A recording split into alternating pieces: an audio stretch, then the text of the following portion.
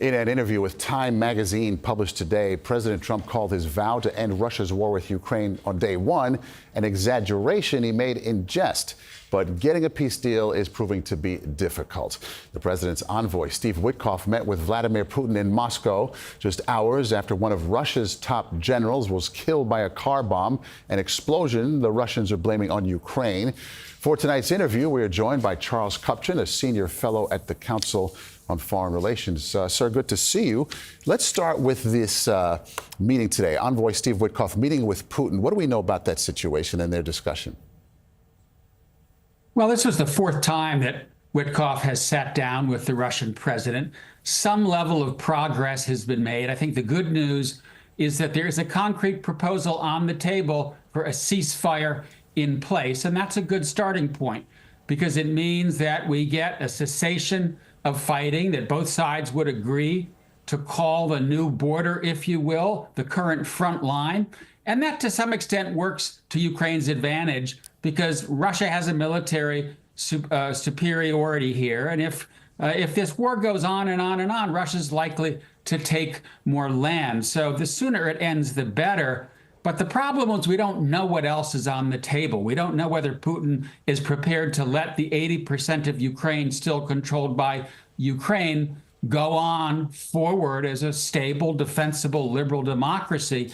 And until we have that indication from him, we simply don't know whether we are getting any closer to the finish line. What do you make of the negotiations on the part of the United States thus far? How would you characterize the job the U.S. is doing? I would say it's been a mess. You know, I applaud Trump for reaching out to Putin. This is a war that will only end if there is a constructive dialogue between Moscow and Washington. But in terms of rolling out the policy and coming forward with a strategy, it's really been a chaotic situation from the beginning. What the administration should have done is sit down with the Ukrainians, sit down with the Europeans, develop a clear plan, a clear roadmap, a timetable, and then take it to the Russians and try to get to yes.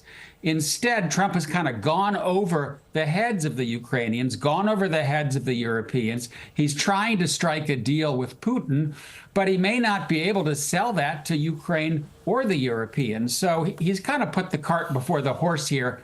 And I think right now that's part of the reason that we just don't know what's going on behind the scenes. When Trump posts something on social media like, Vladimir, stop, how do you react to that? What do you make of that?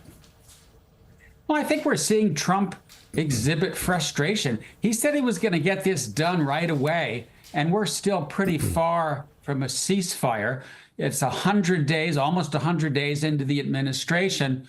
And I think it's good that Trump is speaking out against Putin. He needs to put Ukraine in as strong a position as possible at the negotiating table. And in part, that means pushing back against Putin.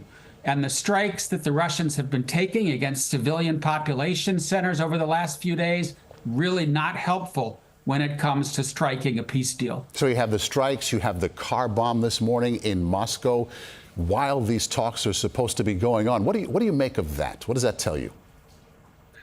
You know, it's a worrying sign to me because what we need here is Putin to agree to pull back from his maximalist war aims. And if he is continuing to pound Ukrainian cities, to pound Ukrainian infrastructure, he may well continue to harbor the goal that he set out with at the beginning, and that is to defeat Ukraine, to secure regime change, and to pull Ukraine back into Russia's sphere of influence. If that's where we're heading, we're not going to get a ceasefire anytime soon.